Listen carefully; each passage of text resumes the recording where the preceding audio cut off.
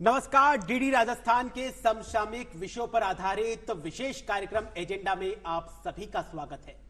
मैं हूं आपके साथ विकास। आज एक बेहद ही महत्वपूर्ण मुद्दे के ऊपर चर्चा करने वाले हैं, जिनसे रोज हम दो चार होते हैं।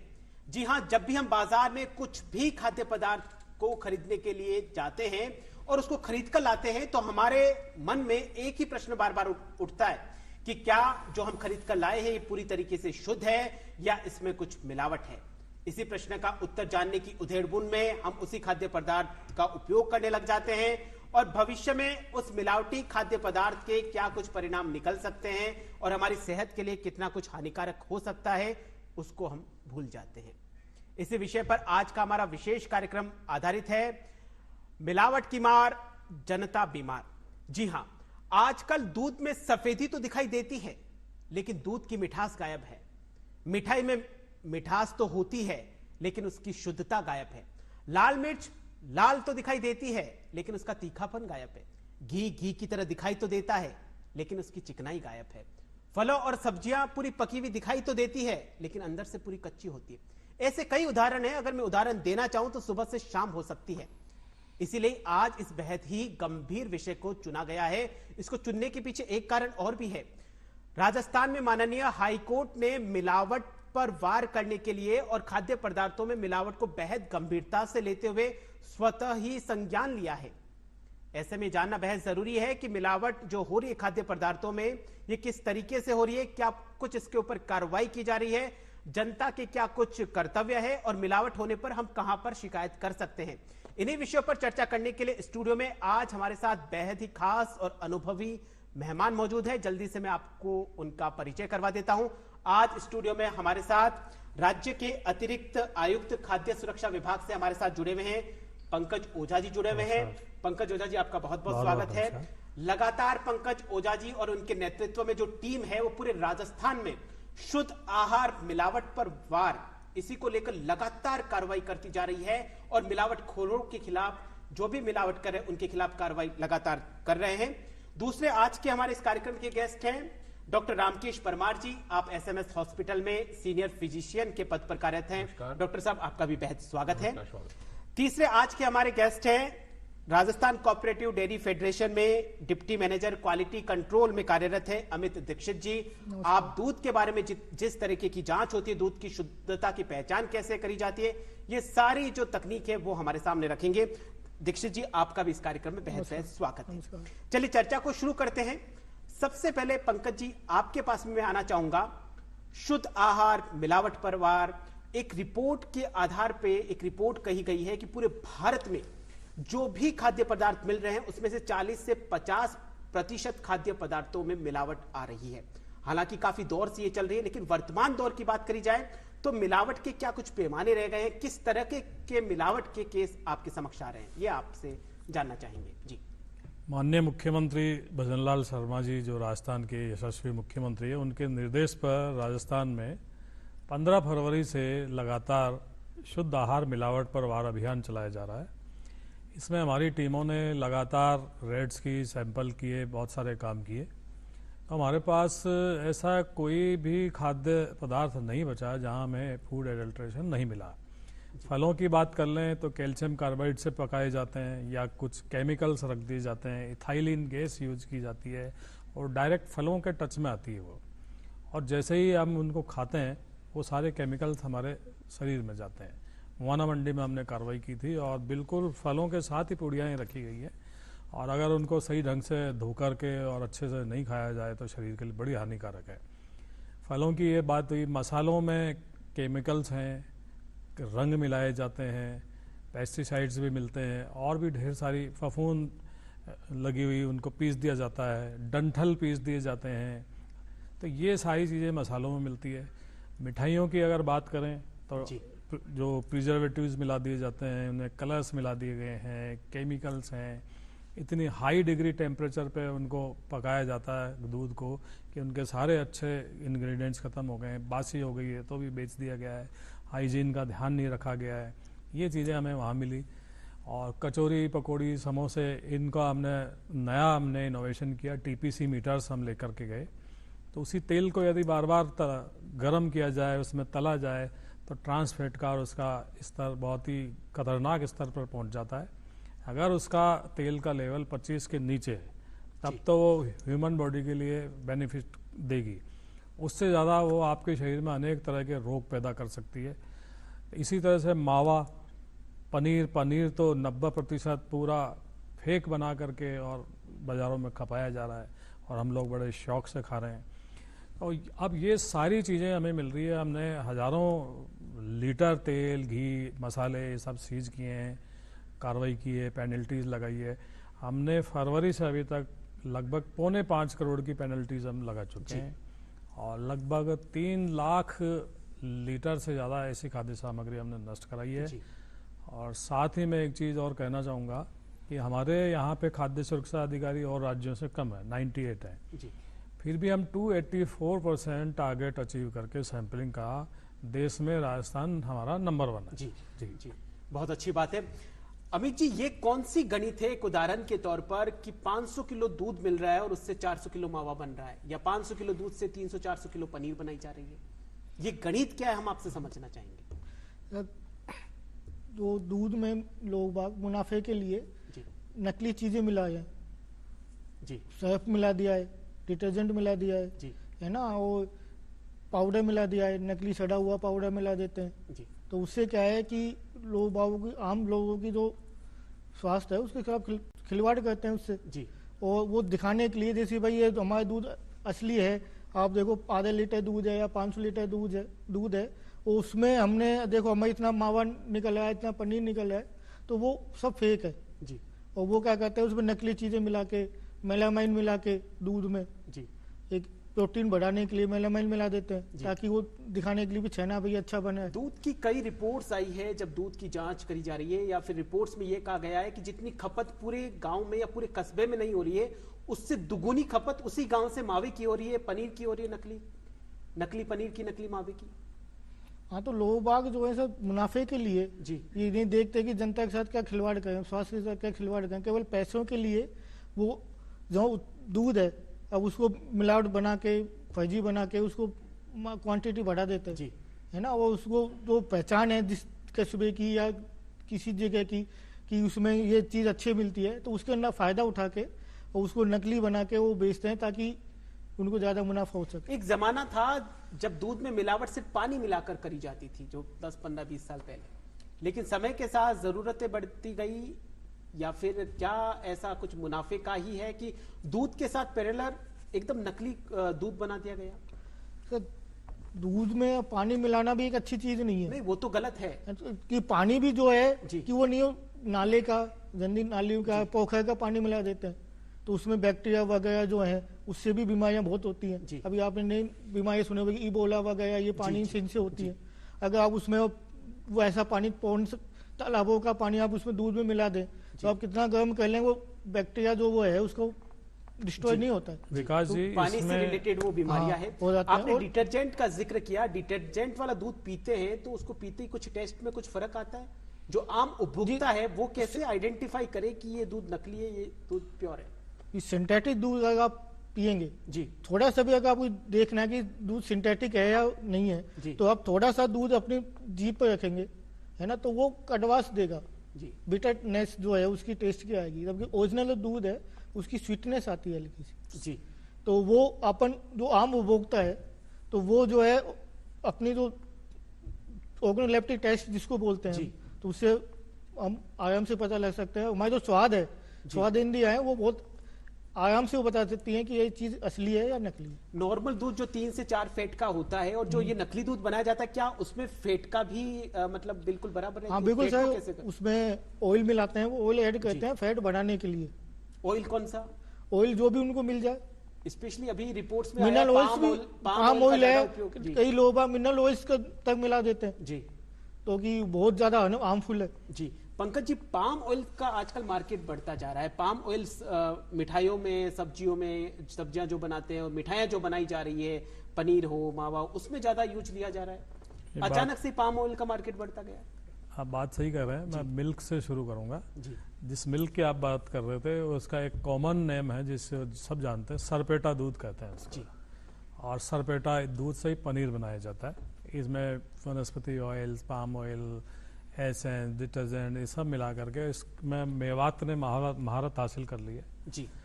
और अब बात आती है पाम ऑयल की। पाम ऑयल देखा जाए तो हमारे को अपने पुरानी तरफ अगर हम लौटते हैं, हमारे खाने के कुछ ही तेल थे। सरसों था, मूंगफली का तेल था, तिल का तेल था, इनमें मेडिसिनल वैल्यूज थी, जो हम उगाते थे, खाते थे, हमारे तेल है जी। अब मैं बाजार में देखता हूँ कि ऐसे ऐसे तेल आ गए हैं जिनके बारे में कभी सोचा ही नहीं जा सकता। राइस ब्रांड तेल, cotton seed oil, soybean oil और सबसे लेटेस्ट पाम ऑयल। 1960 के बाद से पता नहीं क्यों सरकारों ने पाम ऑयल का इंपोर्ट बढ़ाया। अब पाम ऑयल का इंपोर्ट लगातार बढ़ता जा रहा है। वैसे पाम ऑयल का बेसिक यूज किस में होता था? पाम ऑयल का बेसिक यूज तो देखा जाए तो साबुन वगैरह बनाने में, इन चीजों के लिए था। अब क्या हुआ, जिस साबुन से हम शरीर साफ करते उसी को हम खाने में यूज ले रहे हैं। बीच में आपने एक रिपोर्ट देखी होगी कि बेबी जॉनसन ऑयल जो था जी, उसको लगाते थे, तो फिर सेंट्रल गवर्नमेंट की तरफ से एक रिपोर्ट आई थी कि वो जो सामान्य तेल से भी डेंजरस था, क्योंकि उसमें पाम ऑयल था और बच्चों को नुकसान हो रहा था। वो चीजें भी चली। अब पाम ऑयल का इतना ज्यादा यूज हो गया है कि जो आप आइसक्रीम खाते हैं जी, आपको पता भी नहीं होगा कि आप सीधा सीधा आइसक्रीम में पाम ऑयल ले रहे हैं, क्योंकि सरकार ने, FSSAI ने ये परमिशन दे दी है, बना सकते हैं। अब जो पैकिंग है वो पूरी तो आपको आइसक्रीम की पूरा अच्छा सुंदर सा होगा, लेकिन उसने बड़े होशियारी से छिपा लिया है कि क्या है वो जी। अब आप उसे बहुत गौर से देखेंगे तो पता लगेगा कि आइसक्रीम है या डेजर्ट है जी। अब आइसक्रीम तो दूध से बनती है, वो तो शरीर के लिए ठीक है। अब जो डेजर्ट है ये वनस्पति तेलों से बनती है जी। उसमें 90% से ज्यादा हिस्सा पाम ऑयल का है जी।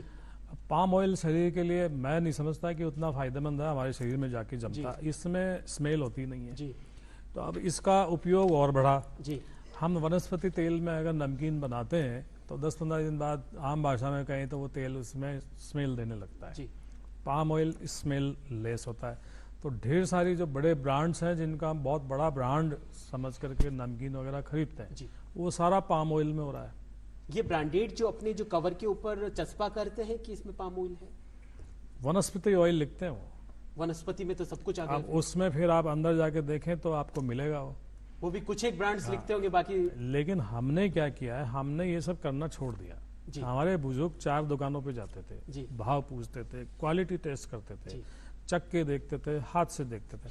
हम तो ऑफिस से जाते हैं शाम को, उसको देते हैं ये रख दो, वो पैक करता है और कहता है साहब की गाड़ी में रख दो, वो हमारी गाड़ी में रख देता, हम लेकर के घर आ जाते हैं। हम देखने की जहमत नहीं उठाते। घर पे भी हमारे सर्वेंट है और खाना बनाने वाली हैं, वो आराम से खाना बना देती है, हम कोई जहमत उठाता ही नहीं है। तो इस तरह से लगातार पाम ऑयल का उपयोग बहुत ज़्यादा बढ़ता जा रहा है। हमारे लगभग दिनचर्या के हर एक क्षेत्र में पाम ऑयल शामिल हो गया है। आप कोल्ड कॉफ़ी पियेंगे, आपको पता ही नहीं है कि आप सीधा सीधा पाम ऑयल ले रहे हैं, क्योंकि उसने आइसक्रीम मिलाई नहीं है, वो कॉस्टली पड़ेगी उसको। उसने डेजर्ट मिलाई है जिसमें पाम ऑयल है आपके सीधे सीधे।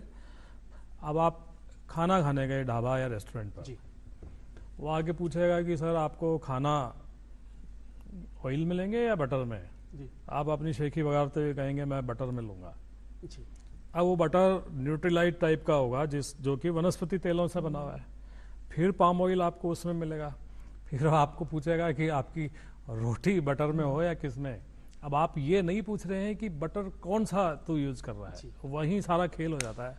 अब वो पाम ऑयल से बना हुआ बटर आपकी रोटी पे लग के आएगा तो धीरे धीरे आपके शरीर में जाएगा, आपके ढेर सारे रोग होंगे, स्किन कैंसर होगी, आपके लीवर खराब होगा, किडनी खराब होगी, आपके कोलेस्ट्रॉल बढ़ेगा, हार्ट संबंधी डिजीज होंगी, आपके बाल जल्दी गिरने लगेंगे, आपकी आई साइट कम हो जाएगी, आपको जल्दी थकान होगी। कुल मिलाकर पूरी तरीके से हानिकारक है। आपको इंग्रेडिएंट्स ही नहीं मिलेंगे। मिलावटी पदार्थों की बात चल रही है तो 50% मान लिया जाए कि पाम ऑयल के कारण ही चल रहा है, अगर इनमें माना जाए तो, क्योंकि जिस तरीके से पाम ऑयल का मार्केट में इजाफा हुआ है तो खपत कहाँ हो रहा है? इसी में ही खपत हो रहा है। पाम ऑयल मेरा मानना है, बाकी तो डॉक्टर साहब भी बताएंगे, मेरा अपना निजी सोच ये है कि ये हमारे खाने का हिस्सा नहीं है। हमारे खाने का हिस्सा तो मूंगफली तेल, सरसों तेल, तिल का तेल, यही हमारे खाने का हिस्सा थे, क्योंकि इसमें मेडिसिनल क्वालिटीज थी। इसमें वो सारे इंग्रेडिएंट्स हैं, विटामिन हों या दूसरे विटामिन ए, विटामिन डी, ये सारे थे। और सबसे बड़ी बात नेचुरल है, उनको किसी भी प्रकार के किसी तरीके से बनाया नहीं है। चलिए डॉक्टर साहब की तरफ रुख करते हैं। डॉक्टर साहब, खाद्य पदार्थों में मिलावट का दौर जारी, जैसा पंकज जी बता रहे हैं, दूध में अमित जी बता रहे हैं, पाम ऑयल का बहुतायत में उपयोग हो रहा है। अब जब हमने उन मिलावट जो खाद्य पदार्थ है उनको लेना शुरू कर दिया, उसके बाद में क्या कुछ शरीर पे इफेक्ट पड़ता है? बिल्कुल, देखिए पंकज विकास जी, पंकज सर ने बताया कि हम ये मानते हैं एज ए फिजिशियन या चिकित्सक की भाषा में बात करें कि जैसा अन्न वैसा मन। दूसरी चीज पेट या उदर, ये हमारी बीमारियों का जड़ है। सारी बीमारियां हमारी पेट से पैदा होती हैं। हमारे पुरानी कहावतों में भी लिखा हुआ है, पुराने चरक संहिताओं तक भी लिखा हुआ है, पेट हमारे लिए बीमारियों का जड़ है।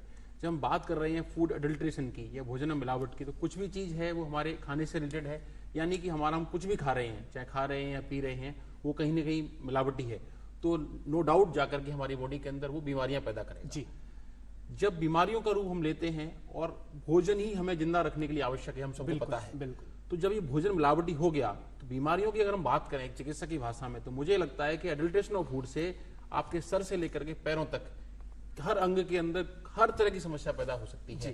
यानी कि एडल्ट्रेशन फूड इतनी बड़ी चीज हो सकती है, इतना बड़ा एक एलिमेंट या पॉइजन कहें अपन इसको, या कुछ एजेंट कहें बीमारियां पैदा करने के लिए, वो कहीं ना कहीं हर बीमारी के लिए पैदा करेगा। बात करें हम एक्यूटली क्या बीमारियां हो सकती हैं, फॉर एग्जाम्पल जैसे हम बात कर रहे थे अभी, पंकज जी ने बताया कि साहब कॉफी की बात हो गई, कॉफी के अंदर कोल्ड कॉफी हो गई, कोल्ड कॉफी के अंदर आपने पाम ऑयल का जो डेजर्ट है वो मिला लिया, अगर वो पॉइजन्ड है तो नो डाउट कहीं ना कहीं आपको गैस्ट्रिसिटी करेगा। तो कई लोग, बहुत सारे पेशेंट्स हमारे पास आते हैं, साहब थोड़ी देर पहले मार्केट में गए थे और वहां से आइसक्रीम खा करके आए, अब मेरे बच्चे को पेट दर्द हो रहा है। और डॉक्टर साहब, पहले एक उम्र रहती थी कि ये बीमारी जो है उसी उम्र में होगी, लेकिन आजकल जैसे बच्चा भी 10-15 साल का, उसको भी गैस की प्रॉब्लम चल रही है। बिल्कुल बिल्कुल, ये बात से मैं सहमत हूँ। आप देखिए कि पहले हर चीज का एक एक्सपोजर का भी एक समय था। जब हम लोग छोटे बच्चे थे तो घर से बाहर ही नहीं निकलते थे, हमारे घर में आने वाली चीजें भी बहुत कम थी, लिमिटेड चीजें थी, वही घर का शुद्ध खाना था। लेकिन जैसे जैसे अब एक्सपोजर बढ़ रहा है इन चीजों का, एडल्ट्रेशन ऑफ फूड का, तो बीमारियां ही बढ़ जाएंगी। अब हम बात करें जैसे पुराने समय के अंदर तो आपके 45-50 साल तक तो कोई बीमारी नहीं होती थी। आज मेरे पास मेरी ओपीडी के अंदर 30 साल का व्यक्ति डायबिटीज लेके बैठा है, 35 साल का व्यक्ति कैंसर लेकर के आ रहा है, या 33 साल का युवा हार्ट अटैक से पीड़ित हो रहा है।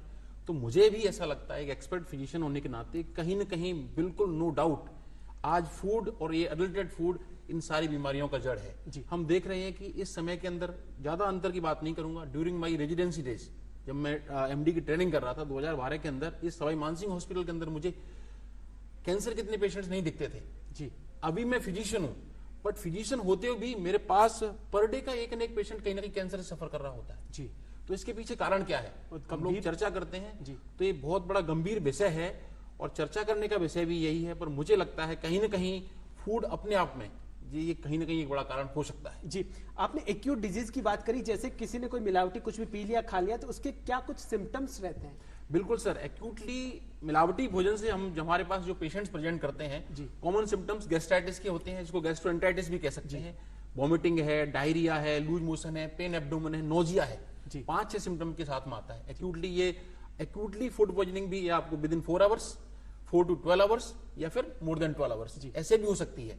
4 घंटे से आपको कोई दिक्कत नहीं हुई, 4 घंटे बाद दिक्कत हुई। फॉर एग्जाम्पल, आप रात को खाना खा के आ रहे हो, कहीं बाहर डिनर करके आप आए, सो गए, 12 बजे आपका बच्चा उठ रहा है, 12 बजे की माताएं मैंने कंप्लेन कर रही हैं, और हमारे पास फोन आ रहा है हमारे मिलने वालों का, या मेरे जो पेशेंट्स, पर्सनल पेशेंट है, फिजिशियन, तो उनको देखना पड़ता है। रीजन यही होता है, कहीं ना कहीं इस तरह का कुछ रीजन होता है। हम उनको बोलते हैं फूड इन्फेक्टेड हो सकता है, फूड के अंदर कोई असंतुलित अपाची भोजन हो सकता है, और कहीं ना कहीं ये जिम्मेदार होती है।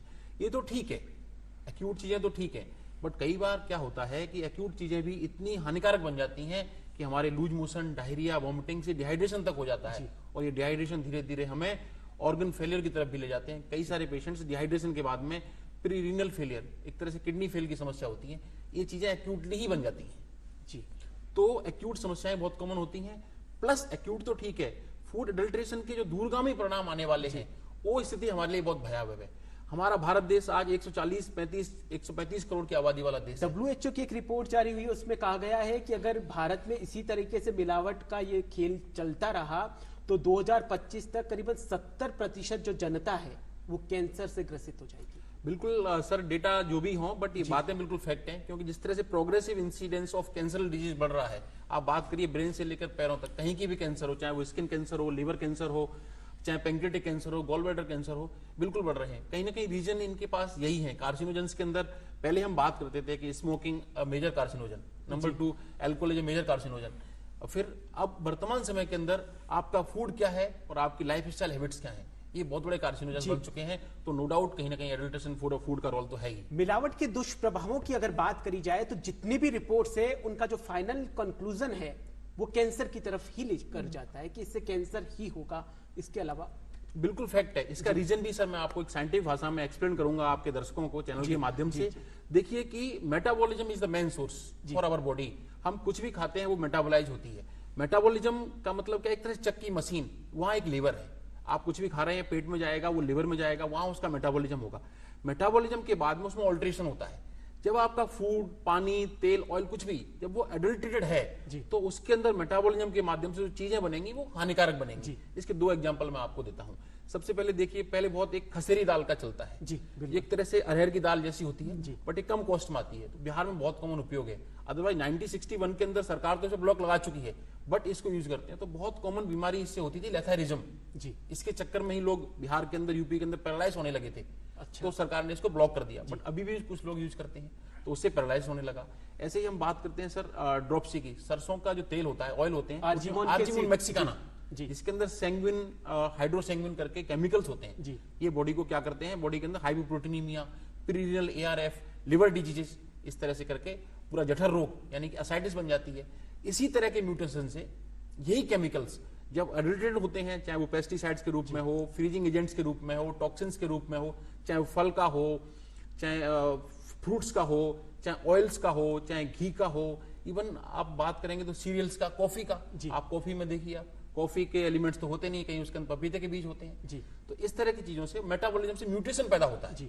और ये म्यूटेशन एलिमेंट्स हमारी बॉडी के अंदर जो सेल्स हैं, क्योंकि कैंसर का जनरेशन सेल्स है जी, कहीं भी कोशिका जब हमारी बदल जाएगी तो वो कैंसर बन जाएगा। तो हमारी जो कोशिकाएं हैं वो म्यूटेशन में बनी चली जाती हैं, वो कोशिकाएं अपना रोल खो देती हैं और उनके अनियंत्रित ग्रोथ होने लग जाती है जी। और जब अनियंत्रित ग्रोथ होती है तो वो कैंसर बन जाती है। इसलिए एडल्ट्रेशन ऑफ फूड हो या इस तरह के जो म्यूटेशंस हैं वो कैंसर का एक कारण बन रहे हैं। और बिल्कुल फैक्ट है ये, बहुत सारे कहीं ना कहीं जो राइजिंग ट्रेंड हो रहा है उनमें एक बड़ा कारण ये हो सकता है। बड़ा कारण कैंसर है, बहुत ही गंभीर मसला है, सोचने वाली बात है। अमित जी, एक रिपोर्ट के मुताबिक जितने जो देश का 60-70% जो दूध है वो मिलावटी है। क्या दूध में मिलावट इतनी आसान हो गई है? ऐसा जनसंख्या ज्यादा बढ़ गई है और जो मवेशियों की इनकी संख्या कम हो गई जी।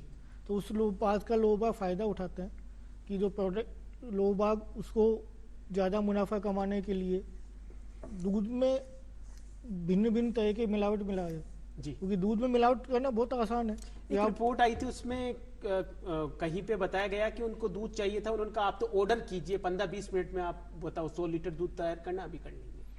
हाँ, तो वो डिमांड और आपूर्ति की जो कमियां हैं हमारे देश में। हालांकि श्वेत क्रांति के बाद प्रोडक्शन हमारे बढ़ा हुआ है और राजस्थान भी जो है अब 30 नंबर पे प्रोडक्शन के मामले में, दूध की प्रोडक्शन के मामले में, पशुओं के मामले में नंबर बने और प्रोडक्शन के मामले में 30 नंबर पे।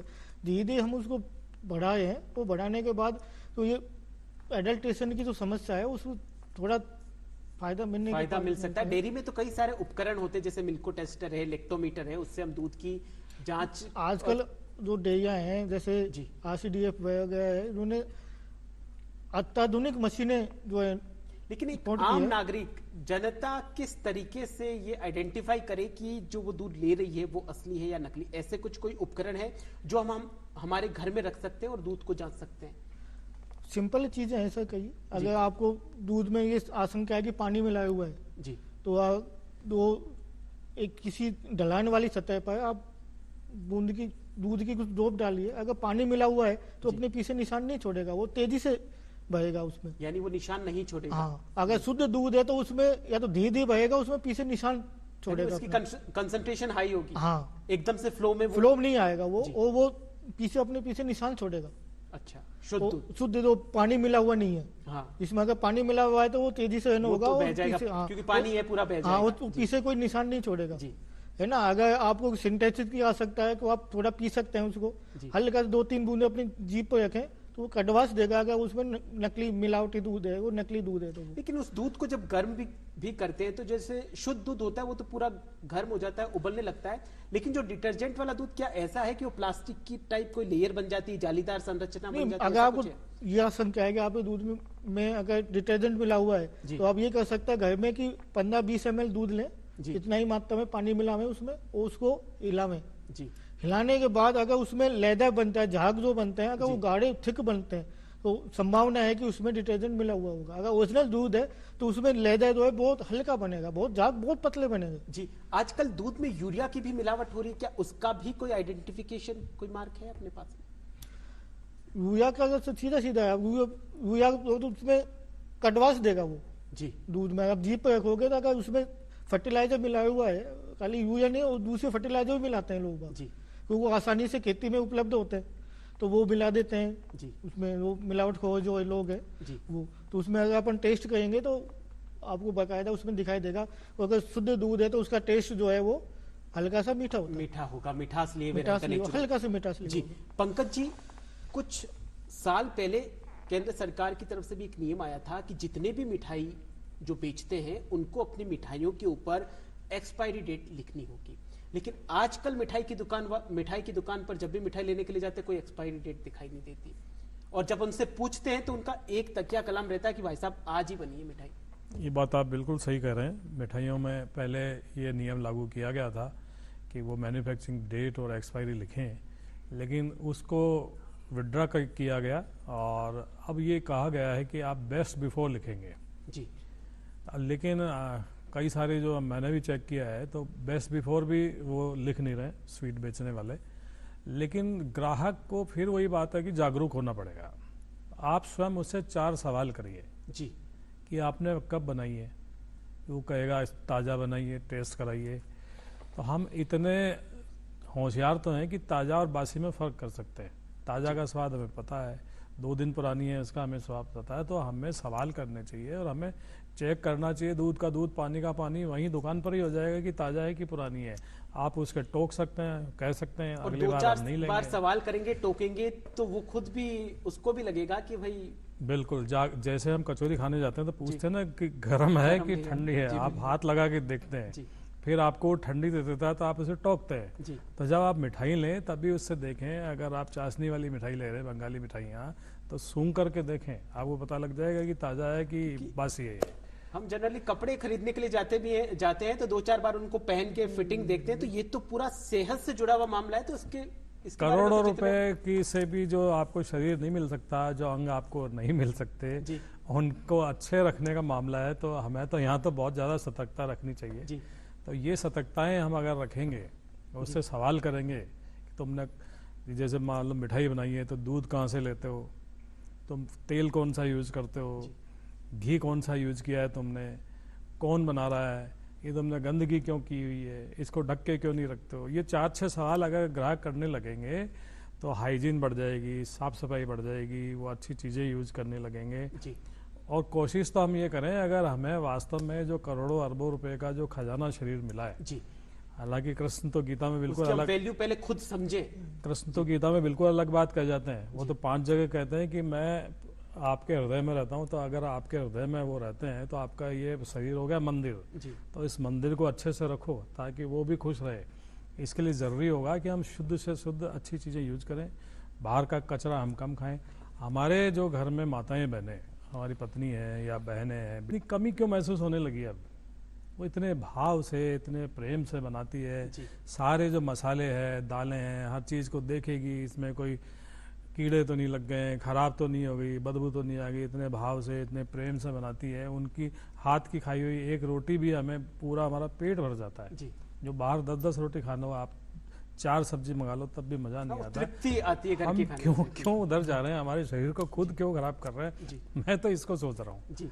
एक रिपोर्ट में पढ़ रहा था, उसमें यह है कि जो दूसरे जो देश हैं वहां पे जो मिठाई बिकती है या फिर खाने की कोई भी सामग्री बिकती है तो उसमें पूरे इंग्रेडिएंट्स लिखे हुए रहते हैं, कब खराब होगा, कब तक इसको यूज कर सकते हैं, मैन्युफैक्चरर कौन है, सब कुछ। क्या ये संभव है देश में? हाँ, काफ़ी चीज़ों पे जो पैक्ड फूड है, हालांकि गवर्नमेंट बहुत सारे अच्छे काम भी कर रही है। जैसे गवर्नमेंट ने कहा है कि मसाले, तेल, घी आप खुले में ना बेचेंगे, पैकिंग में बेचेंगे।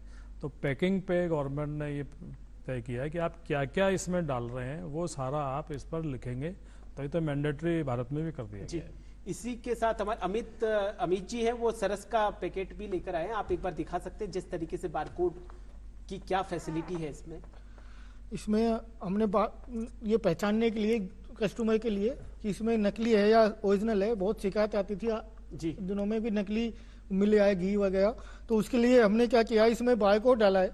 अगर आप इसको किसी भी स्कैनर से स्कैन करेंगे तो स्कैन करने के बाद आपको इसमें पूरी डिटेल मिल जाएगी इसके बारे में, जैसे कि ये कब मैन्युफैक्चर हुआ है, सरस के जो डेट वो क्या है, इसका पूरा आ जाएगा, बैच नंबर आ बैच नंबर वगैरह पूरा आ जाएगा, ऐसे नंबर आ जाएगा, यूनिक आईडी नंबर आ जाएगा, इस तरह से unique ID number, batch number वगैरह सब आ जाएगा जैसे आप इसको स्कैन करेंगे। इवन इसकी एक्सपायरी डेट भी आएगी और इस बारे में सारी जानकारी आपको मिल जाएगी, कब प्रोडक्शन है, एक्सपायरी डेट कब है, किस बैच नंबर का है और किस संघ में बना हुआ है। जी, बहुत अच्छा नवाचार है।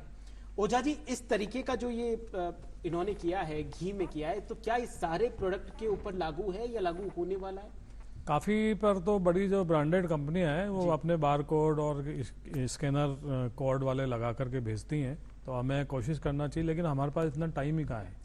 हम तो उसको बोल देते हैं इसको कर दे और रख देता है हमारी गाड़ी में। हम ब्रांड नेम को देखते हैं, क्रेडिट उसका जो उसके ऊपर जो हमारा विश्वास है उसी को फॉलो करते हैं, उसी को करते हैं। हालांकि कई ब्रांड नेम भी उपभोक्ता के विश्वास का फायदा उठा रहे हैं जी, और समय समय पे सरकार और FSSAI जो एपेक्स बॉडी है हमारे ध्यान रखने के लिए, वो इन चीज़ों को पकड़ती है, उनको आउट करती है, उनमें पेनल्टीज लगाती है, उनके लाइसेंस कैंसिल करती है, लेकिन हमारी अपनी सावधानी तो हमको ही रखनी होगी। जी, आपने अभी थोड़ी देर पहले जिक्र किया कि कोई भी अगर आप खाद्य पदार्थ खरीदते हैं तो पैकेजिंग रूप में ही खरीदे, तो क्या ये माना जाए कि पैकेजिंग वालों में मिलावट ना के बराबर होती है और खुला है तो उसमें मिलावट की संभावना ज्यादा रहती है? पहले यही अनुभव था, खुले में जो पदार्थ बिकते हैं वो अब उपभोक्ता को ये भी पता नहीं लगेगा ना कि इसमें है क्या क्या क्या मिलाया गया है, कब बना है, कब इसकी एक्सपायरी डेट हो जाएगी। इसलिए गवर्नमेंट ने ये सारी पाबंदियां लगाई कि एटलीस्ट जो उपभोक्ता है उसको मैन्युफैक्चरिंग कब हुई, एक्सपायरी कब हो गई, इसके इंग्रेडिएंट्स क्या है, कंपोनेंट क्या है, इसका बैच नंबर क्या है, अगर इसको प्रिजर्वेटिव्स मिलाए गए हैं तो कौन कौन से मिलाए गए हैं और उनकी जो तय सीमा है उस तय सीमा के अंदर वो मिलाए गए हैं, कलर्स अगर मिलाए गए हैं तो वो कलर्स कौन से हैं, इसके अलावा वेज नॉन वेज का और है तो वो सारी चीज़ें भी डिस्प्ले करनी जरूरी थी कि इसमें नॉन वेज का कोई अगर आपने कंपोनेंट मिलाया तो वो भी है। इसके अलावा ग्रीन और ग्रे और रेड वो सारी चीज़ें लगाई गई है, वेज नॉन वेज और दूसरी सारी चीज़ें, इसलिए वो सारी चीज़ें की गई है, उससे पहले से कंपेरेटिवली ठीक हुई है चीज़ें। लेकिन कुल मिलाकर उपभोक्ताओं को भी कहीं ना कहीं जागना पड़ेगा और पूरा कुछ भी खाद्य पदार्थ जब हम खरीदने जा रहे हैं तो पूरा ध्यान से देखना पड़ेगा, उसका विश्लेषण करना पड़ेगा और उसके बाद में अगर आपको परचेज करना है तो कीजिए। डॉक्टर साहब, आपके पास में आना चाहूंगा, अचार हम सभी यूज में लेते हैं, उसमें भी सिरका वगैरह मिलाया जाता है और ऐसे कई खाद्य पदार्थ हैं जिनको हम प्रिजर्वेटिव के तौर पर यूज लेते हैं, तो क्या ये जो प्रिजर्वेटिव्स है वो हमारी बॉडी के लिए हानिकारक है? बिल्कुल विकास जी, नो डाउट जो प्रिजर्वेटिव्स हैं ये भी अपने आप में बॉडी के लिए हानिकारक हैं और इनके अंदर जैसे सिट्रिक एसिड हो गया, अगर किसी अमाउंट में ज्यादा है तो नुकसान करता ही है, क्योंकि हर चीज की अपनी एक फिक्स टाइम है कि 10 दिन 15 दिन या 10 महीने के बाद में खराब हो जाएगा, लेकिन ये प्रिजर्वेटिव्स दावा करते हैं कि 1 साल 2 साल 3 साल तक खराब नहीं होगा, तो कुछ ना कुछ तो ऐसा है।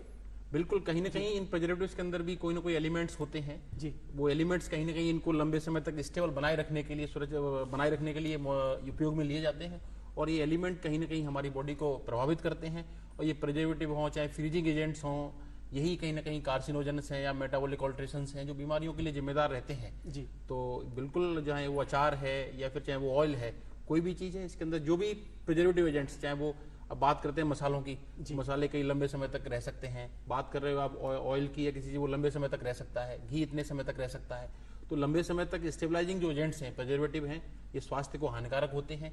इसलिए तो कहा जाता है कि आप जैसी जैसी चीज़ें यूज करें वो ताज़ी होनी चाहिए, फ्रेश चीज़ें होनी चाहिए और कोशिश ये होनी चाहिए कि चीज़ें ऑर्गेनिक होनी चाहिए, इसलिए हम ऑर्गेनिक बोलते हैं। उसके रीजन ये होता है कि वो हाल में निकली हुई चीज़ें, लंबे समय की स्टेबल चीज़ें नहीं हो, जिससे कि वो उनके अंदर इस तरह की चीजें कम से कम मिलें और बॉडी को और स्वास्थ्य को नुकसान कम से कम हो। आजकल सबसे ज्यादा प्रचलन फास्ट फूड का चल रहा है, जिसमें ब्रेड मुख्यतः काम में ली जाती है, ब्रेड से ही काफी चीजें बनाई जाती है और ब्रेड कि 3, 4, 5 दिन पुरानी हो तो उससे क्या कुछ इफेक्ट पड़ता है? और एक रिपोर्ट पे मैंने तो यहां तक पढ़ा है कि जो ब्रेड का जो क्रीम कलर है उसको भी पॉलिश के द्वारा वो क्रीम या व्हाइट कलर में बदला गया है। बिल्कुल, एक्चुअली हम बात करते हैं ब्रेड के टाइप्स की, तो कोई मल्टीग्रेन ब्रेड है, ये इसकी है, ये राइस ब्रेड है, ये व्हीट ब्रेड है।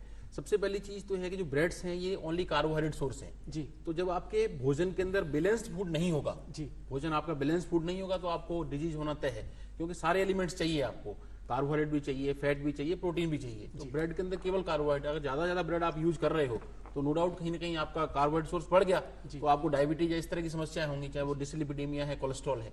बट जब आपके अंदर आपके कलरिंग ये तो तब है जब हम ब्रेड्स को ज्यादा मात्रा में यूज कर रहे हैं। लेकिन पुरानी ब्रेड्स को यूज कर रहे हैं उसका क्या होगा, क्योंकि वो किण्वन के द्वारा ऑलरेडी फर्मेंटेशन के माध्यम से जो कार्बन डाइऑक्साइड गैस है उसका प्रोडक्शन बढ़ जाता है, उस पर बहुत सारे कीटाणु और बैक्टीरिया पनपते हैं, तो फिर जाके हमारी बॉडी के अंदर वो टॉक्सिन सीक्रेट करते हैं। तो ये टॉक्सिन कहीं ना कहीं फूड पॉइजनिंग हो या फिर अन्य बीमारियां हो, गैस्ट्रोएंटेराइटिस हो, उन सबके लिए जिम्मेदार होती हैं। तो लंबे समय तक रखी हुई ब्रेड भी नुकसानदायक होती हैं। और इसके अंदर जो अल्ट्रेशन के लिए केमिकल यूज हो रहे हैं, चाहे वो प्रिजर्वेटिव के रूप में हो, चाहे वो कलरिंग चेंज के रूप में हो, चाहे वो किसी तरह से हो, वो हानिकारक 100% रूप से हमारी बॉडी के लिए नुकसान पहुंचाते हैं। इसमें एक चीज और जो हमने देखी थी, हमने बेकरी आइटम्स का अच्छा रहा कि आपने मुद्दा उठाया, तो बहुत ही गंभीर स्थितियां दर्शकों में देखने को मिली हैं। जो एक्सपायरी डेट के कलर्स हैं वो केक में यूज किए जा रहे हैं। आप लोगों ने खबर भी सुनी होगी, एक बच्ची ने गुरुग्राम में एक केक ऑर्डर किया अपने बर्थडे पे, खाने के बाद मर गई। हमने भी यहाँ रेड्स की थी। तो एक्सपायरी डेट के कलर्स यूज किए जा रहे हैं, प्रिजर्वेटिव्स यूज किए जा रहे हैं। जो काजू हमने देखे जो इसमें डाल रहे हैं उसमें कीड़े थे, वो अब सब वीडियो सोशल मीडिया पे उपलब्ध हैं।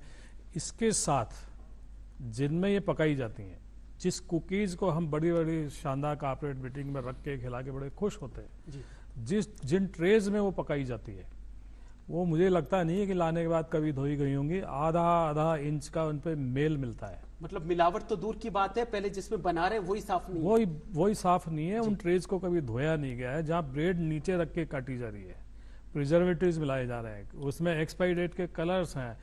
तो ये सारी चीज, इसके अलावा जो कुकीज है, फिर वही पाम ऑयल। अब आपको कैसे पता लगा कि जैसे एक आपने कुकी खाई, आप थोड़ा सा पानी लीजिए, आपके गले में अटक जाएगा वो। तो ये सारी चीजें आपके बेकरी आइटम्स में मिल रही है। ड्राई फ्रूट्स को कलर किया जा रहा है।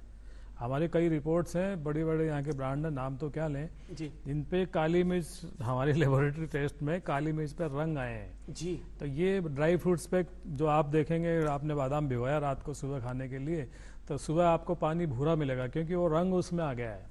तो ये काली मिर्च को आप रात को भिगो के रखेंगे, सुबह काला पानी आपको मिलेगा। तो ये जो आप बेकरी आइटम्स हैं, चाहे ड्राई फ्रूट्स है, बड़ी गंभीर हालत है। ये तो इनका तो फिर भी हम थोड़ा सा अपेक्षाकृत कम प्रयोग करते हैं, लेकिन फ्रूट और सब्जी का तो डेली प्रयोग करते हैं, डेली उपयोग में लेते हैं। वो उनके ऊपर कलर छिड़क कर उनको पकाने जैसा बनाया जाता है, हालांकि वो पके हुए नहीं रहते हैं। फ्रूट्स में वो केमिकल्स रखे जाते हैं, कैल्शियम कार्बाइड रखा जाता है, इथाइलिन गैस से वो पकाए जाते हैं, जो शरीर के लिए बड़े डेंजरस होते हैं। और यहीं आप दूर जाने की जरूरत नहीं है, आप यहीं पहुंच जाइए।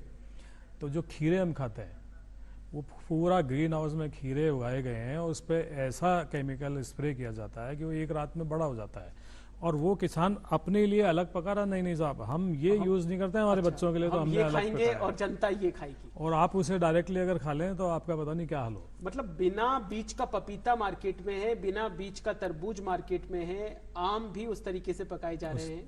ऑक्सीटोसिन के इंजेक्शंस लौकी और इनमें लगा के रात भर में लौकी बड़ी हो जाती है। एक रिपोर्ट में पढ़ा था कि आर्सेनिक और फास्फोरस और एसिटाइलिन गैस का प्रयोग हो रहा है उसमें फलों को पकाने के। इथाइलिन गैस को तो सरकार ने परमिट ही कर दिया है। आप जाके मुआना मंडी परमिट किया, 40% तक ही परमिट किया। मुआना मंडी में आप देखेंगे तो मुआना मंडी में हम गए थे तो इथाइलिन गैस के चैम्बर्स हैं जी। और एक जैसा आप डीओ यूज करते हैं वैसा 80 रुपए का एक छोटा सा जो गैस का है, इथाइलिन गैस का, वो 7 टन फलों को पका देता है।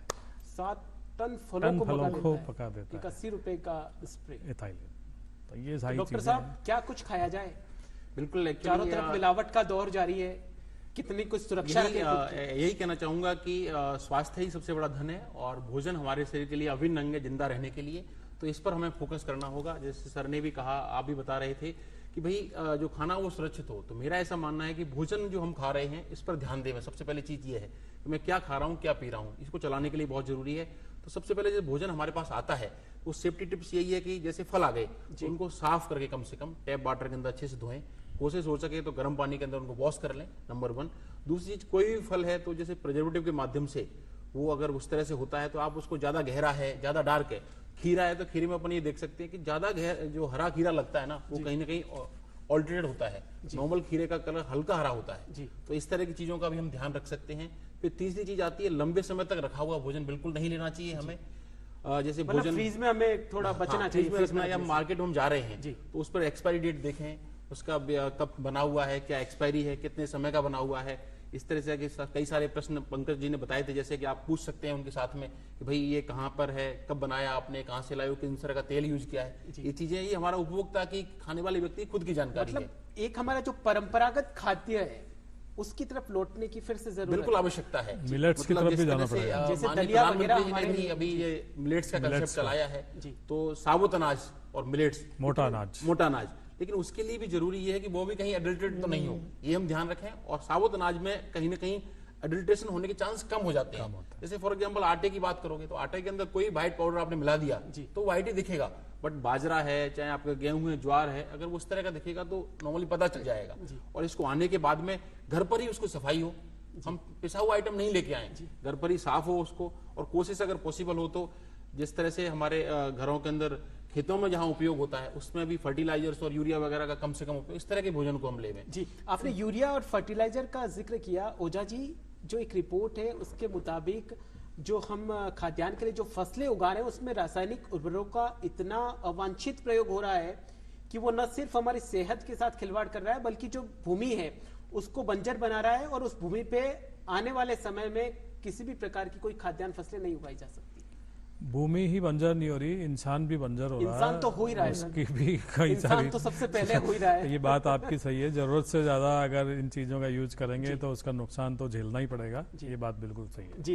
इसमें ही सर 1 मिनट बोलना चाहूंगा कि इनफर्टिलिटी भी अपने आप में इसके पीछे कहीं ना कहीं मुझे लगता है एडल्ट्रेशन ऑफ फूड एक बहुत बड़ा कारण है। जी। आप बात करें, आज देखिए आईवीएफ क्लिनिक्स जी, कितना इसकी मार्केटिंग, और आप चाहे एफएम पर बैठे हों या कहीं चर्चा कर रहे हो, होर्डिंग्स देख रहे हो, आईवीएफ कितना कॉमन हो गया है।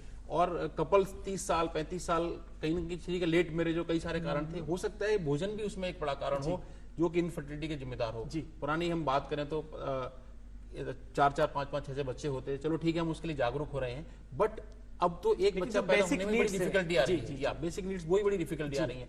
30-35 साल के कपल्स घूम रहे हैं और उनको प्रेगनेंसी नहीं लग रही है। तो हो सकता है कि किस तरह से, जैसे कि यूरिया फर्टिलाइजर उस खेत को खराब कर रहा है, उसी तरह से कहीं हमारी फर्टिलाइजिंग कैपेसिटी, चाहे मेल हो या फीमेल हो, उसकी कहीं ना कहीं डाउन हो रही है, और इनफर्टिलिटी के लिए भी कारण हो सकता है। इसलिए वो हमें सजग और सचेत रहने की आवश्यकता है, क्योंकि इस समय पर कैंसर का इस तरह से प्रकोप बढ़ रहा है, तो कैंसर आगे चल के डैमेज कर रही है, और उधर हमारी फर्टिलिटी भी कम हो जाएगी, तो एक बहुत बड़ी समस्या से हमें आगे चलकर भविष्य में ग्रसित होना पड़ सकता है। जी, बहुत बड़ी प्रिजर्वेटिव की बात कही ओझा सर कि प्रिजर्वेटिव डालते हैं, डॉक्टर साहब भी ये बताए थे। तो आजकल एक एंजाइम आते हैं जिनसे दही बनाते हैं जी, एंजाइमों से दही बनाते हैं, जो कि दही जो है बैक्टीरिया होते हैं, बैक्टीरिया से बनाया जाता है, जमाया जाता है, लेकिन आजकल एंजाइम आ गए तो एंजाइम का प्रयोग करके वो बनाते हैं जी। तो जैसे हमारे संस्थान है आईसीडीएफ वगैरह है, तो ये प्रिजर्वेटिव का कोई उपयोग नहीं लेते हैं हमारे किसी भी प्रोडक्ट में जी।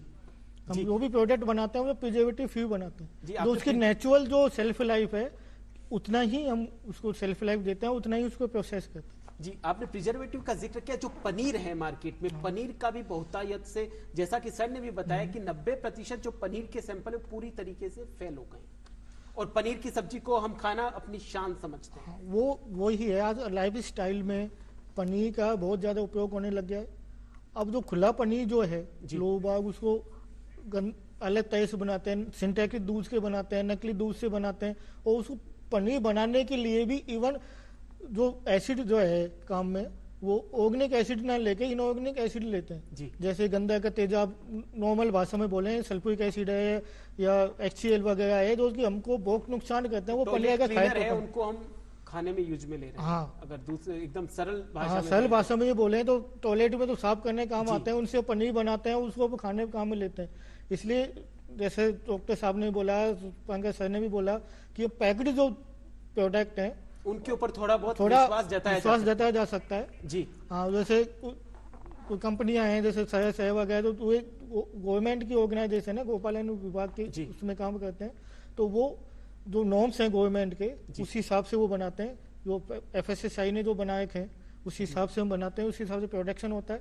और ऑर्गेनिक जो हैं जो परमिटेड है, जिनसे बनाया जाना चाहिए, नॉर्मली घरों में अपन पनीर बनाते हैं तो उनकी सिट्रिक एसिड है, जैसे नींबू का रस जो भी होता है, उनकी उससे ही हम पनीर बनाते हैं। पंकज जी ने जिक्र किया कि वनस्पति तेल मार्केट में काफी है, लेकिन आजकल वनस्पति घी का भी बहुत ज्यादा बोलबाला हो गया है, वो फिर किस तरीके से बनाए जाते हैं?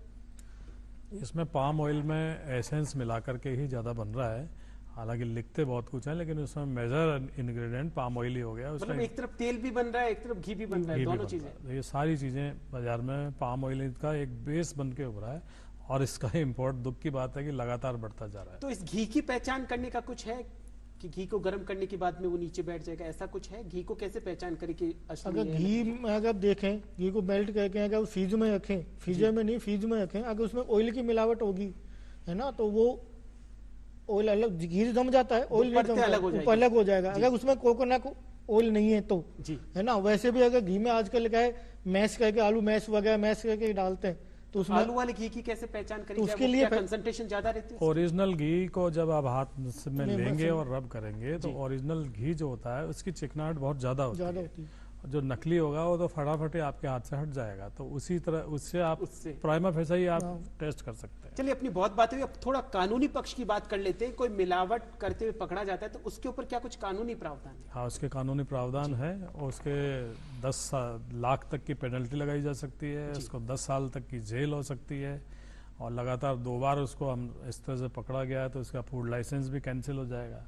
तो इस तरह के और लगातार हम कर रहे हैं, पेनल्टीज भी कर रहे हैं, और उनको कईयों को जेल जाना पड़ता है, जुर्माने होते हैं। फरवरी से लेकर अभी तक लगभग 4.25 करोड़ की पेनल्टीज राजस्थान सरकार के हमारे विभाग के द्वारा लगाई जा चुकी है।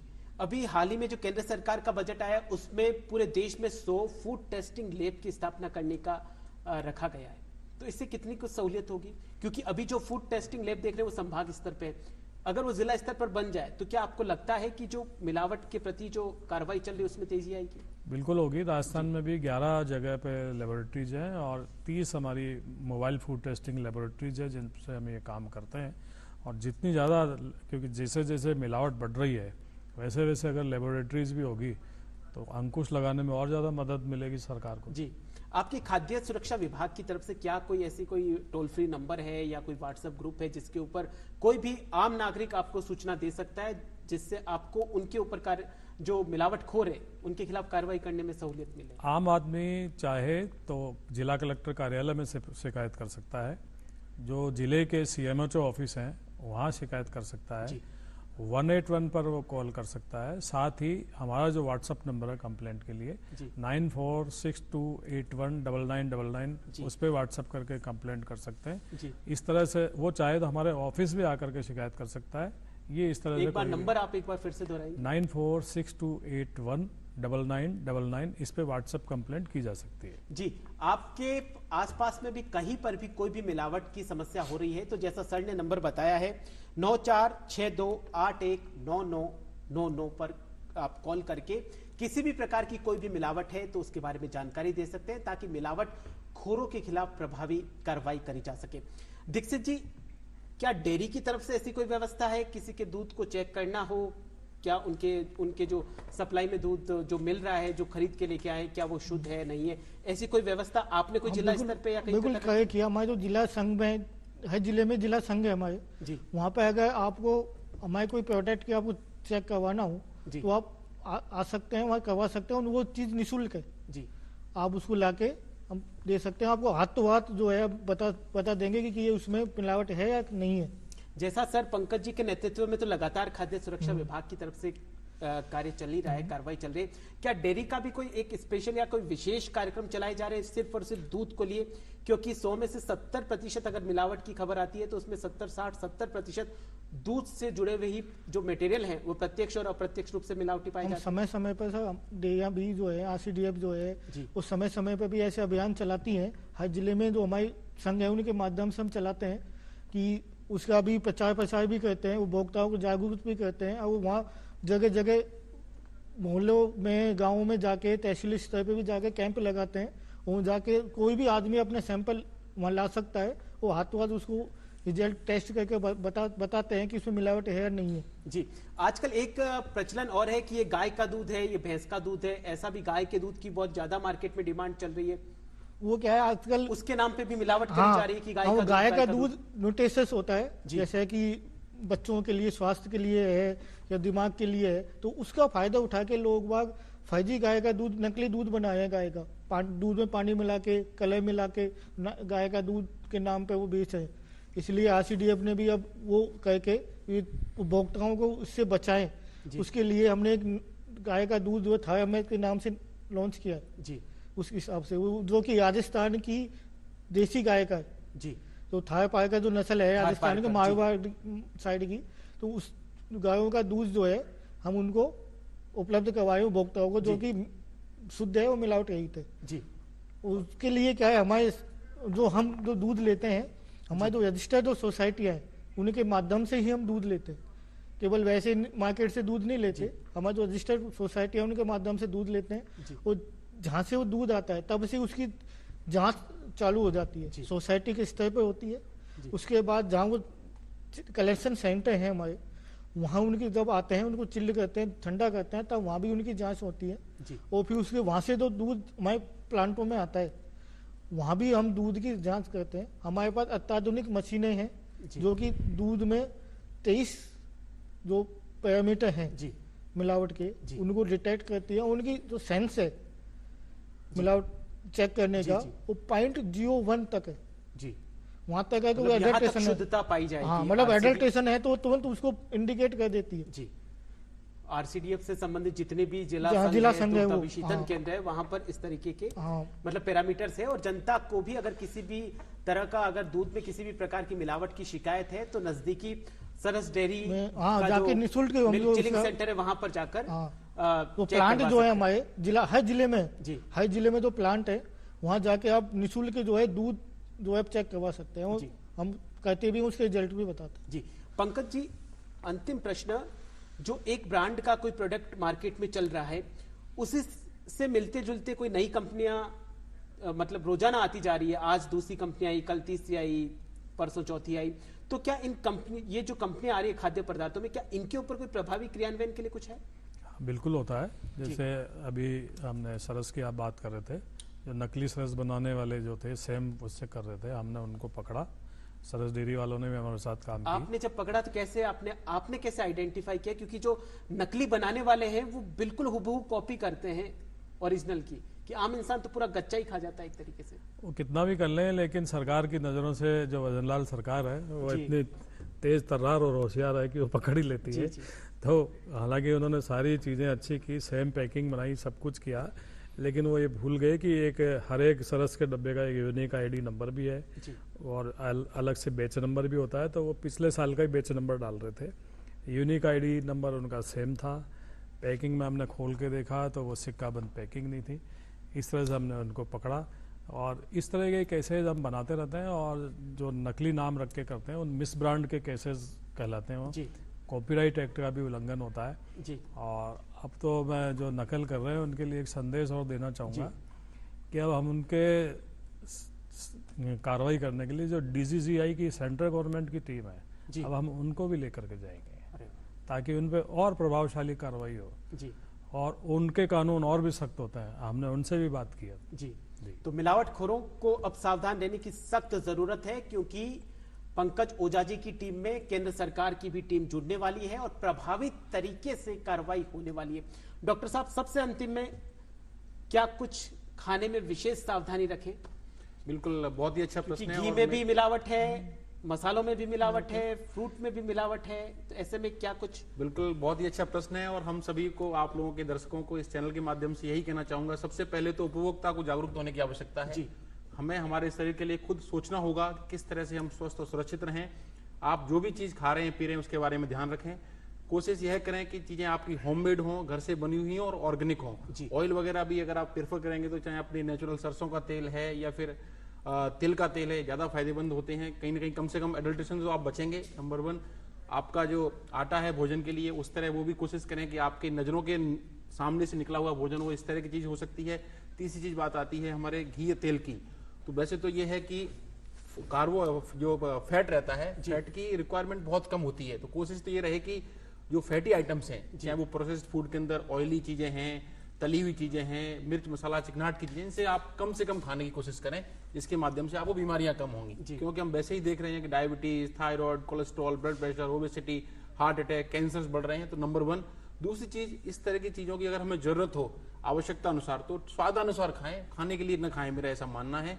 फिर तीसरी चीज आती है कि कोई भी चीज हो जो आप खा पी रहे हैं वो इस तरह की हो कि आपके भोजन को पचा सकें। इसके लिए आपको रेगुलर एक्सरसाइज करने की जरूरत है। कि कई बार आप टॉक्सिन वॉक्सिन थोड़े बहुत चले भी जाते हैं, अगर रेगुलर एक्सरसाइज और वर्जिश करेंगे तो टॉक्सिन स्वेटिंग के माध्यम से बॉडी आपकी निकाल देगी। और ऐसा कहा जाता है कि व्यक्ति अगर 1 घंटे एक्सरसाइज करता है तो उसका 3 घंटे जीवन बढ़ जाता है। तो एक्सरसाइज के माध्यम से इस फूड एडल्ट्रेशन लड़ने में हमें सहायता मिलेगी।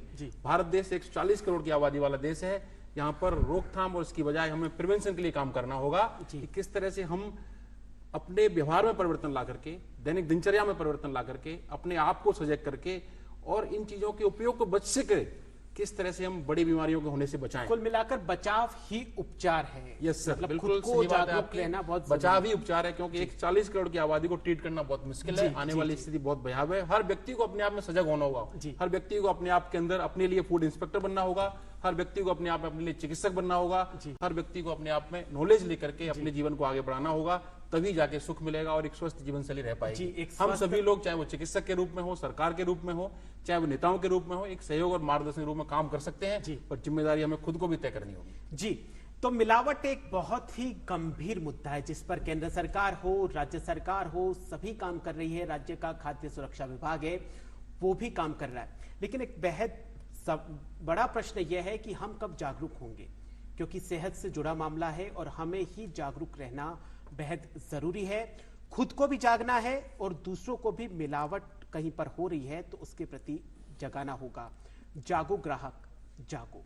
सर, पंकज जी, आज आप इस प्रोग्राम में पधारे, आपका बहुत बहुत धन्यवाद। रामकेश जी, आज आप भी इस प्रोग्राम में पधारे, बहुत बहुत धन्यवाद। दीक्षित जी, आज आप इस प्रोग्राम में पधारे, बहुत बहुत धन्यवाद। आप तीनों ने बहुत सरलता के साथ में इस गंभीर विषय के ऊपर चर्चा करी। आप तीनों का डीडी राजस्थान की ओर से बहुत बहुत शुक्रिया। डीडी राजस्थान के आज के इस विशेष कार्यक्रम में फिलहाल के लिए इतना ही। आप देखते रहिए डीडी राजस्थान। नमस्कार।